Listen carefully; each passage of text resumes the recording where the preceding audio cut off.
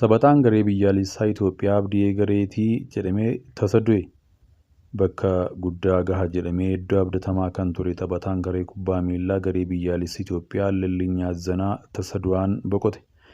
Hiriyoota taphataa kanaa irraa BBC'n akka mirkaneeffachuu dandeettaa Lellinyi Bitootessa 26/2024 addunyaa kanarraa du'aan kan boqote Federeeshinii Kubbaa Miilaa Itoophiyaa fuula Feesbuukii isaa irratti ibsa gaddaa baaseen du'a tasaa taphataa kanaan gadda itti dhaga'amee ibsee jira.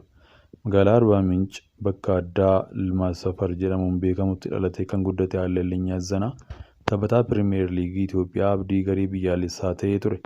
Federeeshiniin Kubbaa Miilaa Itoophiyaa taphataan kun sababa maaliin tasaa akka du'e waan jedhe hin qabu.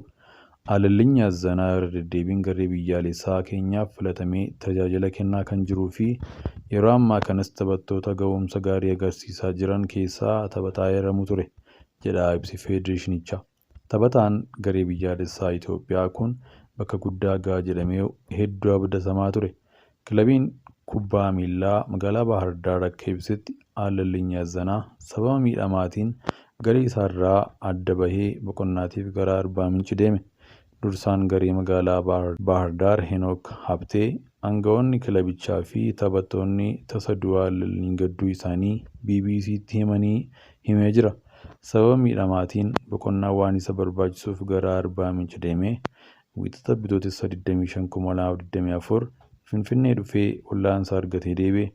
Isaan booda halkan nuuf bilbilameetti du'a isaa kan hubannee jedha.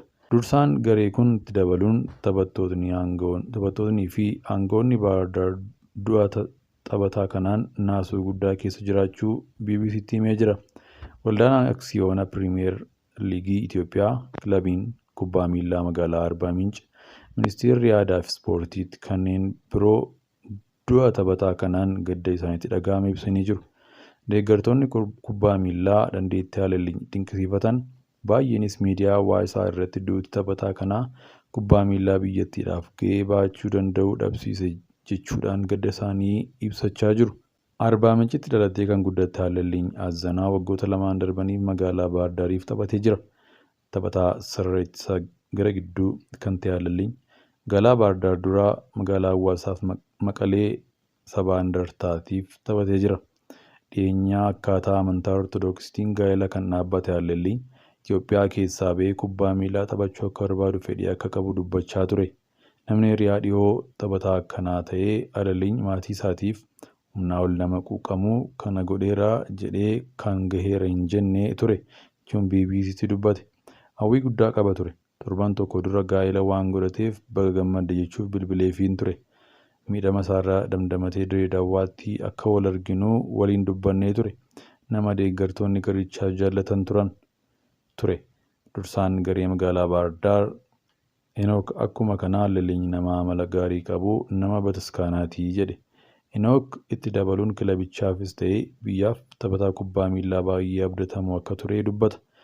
Koomentaatara Pirimeer Liigii Itoophiyaa ta'uun kan tajaajilee Gilbert Lebiwaal tasa du'uun taphataa kanaan gadda itti dhaga'ame BBC ibsee jira. Ani koomentaatara ta'ee yeroon hojjedhetti gooliiwwan inni galche 3 hin dagadhu. Baay'ee gaddeeraa jedhe Gilbert.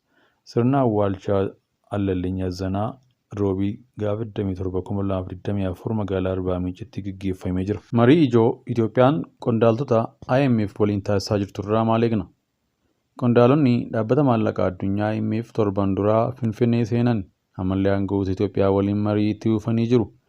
Mariin ammallee itti fufeera jechuun qondaalli IMF BBC'tti himanii jiru. Ta'us waan dabalataa dubbachuu hin feene. Mootummaan Itoophiyaas homaa hin dubbanne. Mariin kun baay'ee eegamaa ture. Mootummaan Itoophiyaas muddama keessa ka'eeraa xiinxaltoonni. Mariin kun maaliif akkaan barbaachisaa ta'e? Kamiin xumuramuu danda'a? Eenyuun maal barbaada? Itti bahii marii kanaa maaliif eegama? Qabxiileen ijoo kunneeni. Maaliif immoo ijoo ta'e? IMF waggaatti si'a 2 dhimma dinagdee mari'achuuf biyyoota daawwata. Gabaasa dinagdees ni baasa. Inni ammaa kan adda godhu haala dinagdeen Itoophiyaa irra jiruu fi dhimmi irratti mari'atanis ni jira jedhu ogeessi dinagdee Abdulmannaan Muhammad. Mariin kun baatii onkololeessaa keessa qondaaltonni IMF aangawoota Itoophiyaa waliin marii taasisanii fi akkaataa dinagdee Itoophiyaa gargaaruu irratti fooyya'ee agarsiisee jedhamee booda taasifamaa jira. Itoophiyaan rakkoo dinagdee ishee furuuf liqaa doolaara biiliyoona 3.5 akka barbaaddu gabaafameera. Liqaan irra jiru immoo doolaara biiliyoona 28 ta'uu xiinxaltoonni ni himu. Kana dura marii Chaayinaa waliin taasifamee Itoophiyaan liqaa ishee achi siqtee akka kaffaltu waliigalamee jira. Kanaanis maallaqa amma idaaf kanfalamuu qabu doolaara biiliyoona 1.5 qusachuu ishee bulchaan baankii biyyaalessaa miseensota paarlaamaaf himanii jiru. Biyyoota lixaa maallaqa Itoophiyaaf liqeessan waliin waliigaluuf immoo mariin IMF waliin taasifamu Itoophiyaa akkaan barbaachisaadha. Baatii muddee keessaa gareen liqeessitoota biyyoota badhaadhan jechuun Paaris Kilab jedhaman haalduree tokko kaanii turani. Bitootessa 31/2024tti Itoophiyaan IMF irraa liqaa yoo hin arganne yookiin mari'attee yoo waliigaluu baatte maallaqa duraan liqeeffatte hanga 2025 ture akka kaffaltu hin goonuu jedhanii jiru.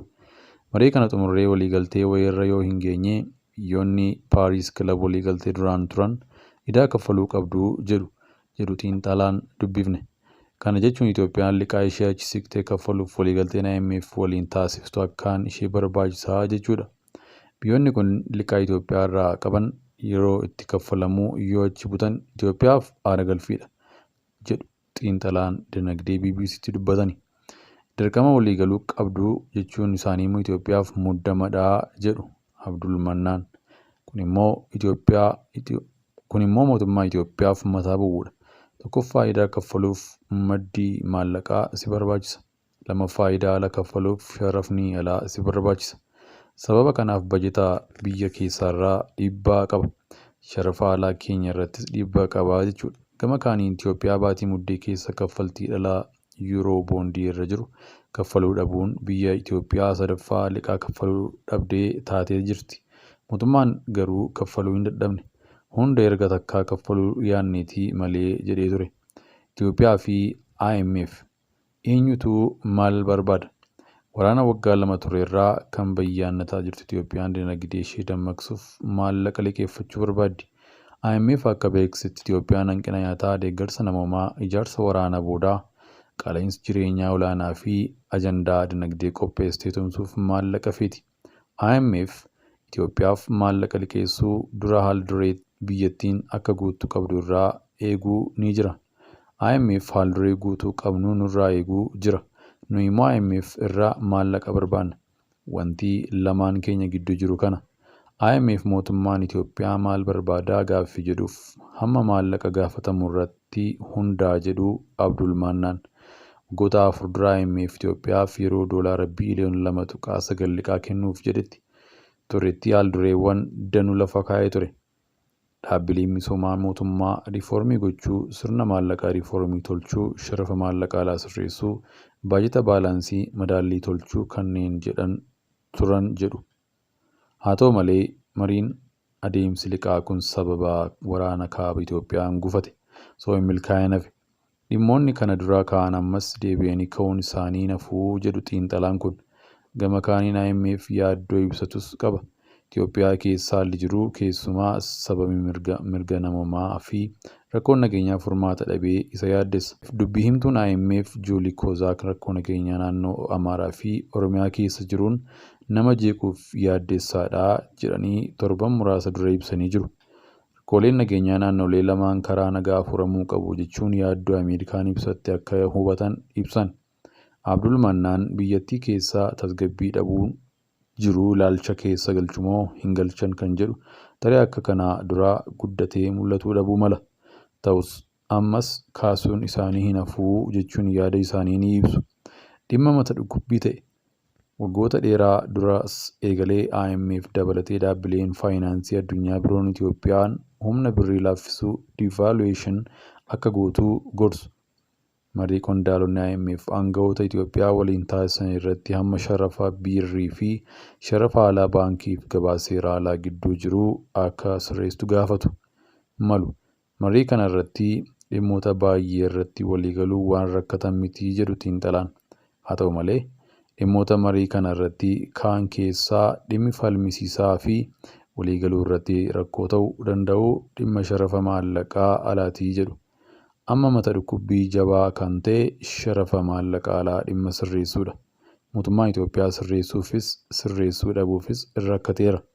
Sababni isaas garaagarteen sharafa alaa seeraan kan baankiilee sharafanii fi kan gabaa seeraan alaa sharafamuu gidduu jiru baay'ee bal'aa ta'uu dubbatu. Fakkeenyaaf doolaaraa yoo kaafne yeroo ammaa kanatti baankiileen doolaara tokko birrii 56 sharafu. Gabaa gurraachatti garuu 100 olidha. Kuni dachaaf deema. Kana nan sirreessa yoo jedhee rakkoo dinagdee hordofsiisuu mootummaa Itoophiyaa kan isa sodaachise natti fakkaata. Qaamolee lamaan gidduu danqaa guddaa kan ta'e isa kanadha. Isaanis dhimmi kuni furmaata argachuu qabaa jedhu. Mootummaa Itoophiyaas akkuma bitaa isa galitti jira.